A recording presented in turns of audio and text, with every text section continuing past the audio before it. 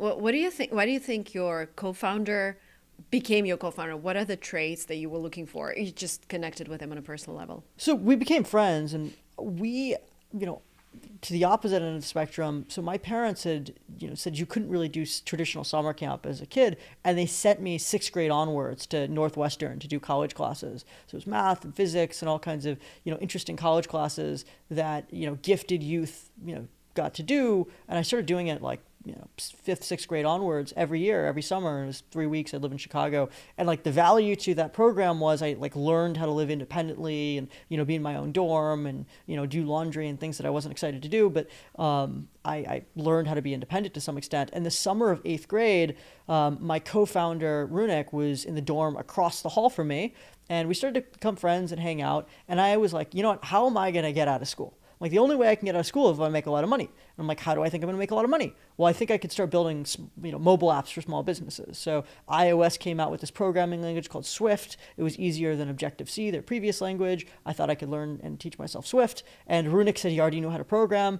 The real truth was he wasn't an amazing programmer, but, he said after the course ends, we can build apps together. So it was more out of necessity than anything else.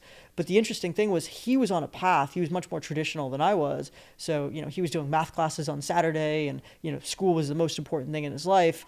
And I kind of like took him to the dark side and said, no, like capitalism, building a business is the actual path you should follow. And over time, I slowly kind of cracked away at him to the point where I was almost able to sculpt him into the person I needed him to be in order to build the business we were looking to build. Can you define a good hire? Because you said identifying that person. Is that through experience, like you start working with them, or you know exactly what you're looking for when you start to look for a person? So it's oftentimes, I have two frameworks on this. The first is there's this idea of skills, knowledge, and quality, so SKQs. Most people overemphasize and overly focus on skills and knowledge, and they forget about those things in replace for skills and quality or skills and knowledge. So I think really understanding someone's qualities. Who are they as a person? What does the 360 person look like? What are the struggles they've had to overcome in life, and how did they go through those struggles? Because skills and knowledge, if you have the right qualities, can be learned. Yeah. So I think that's one really important thing is like, who is a person? What are their qualities? I like it. I think the other aspect is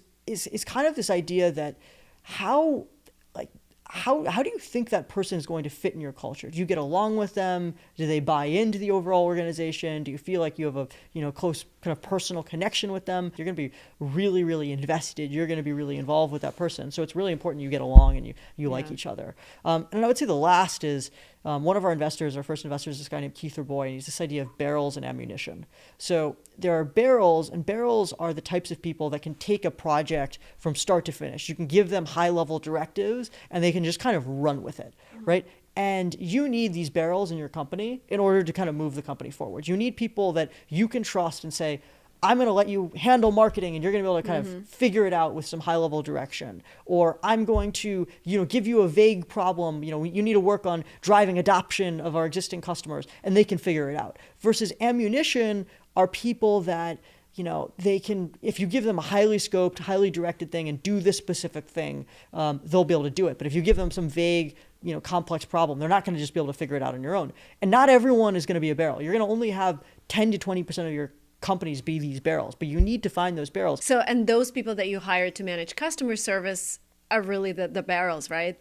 So when you interviewed them, you asked them questions like, can you guide me? Because I'm trying to hire barrels for my company. What are the questions that you ask those people to determine whether they're a barrel?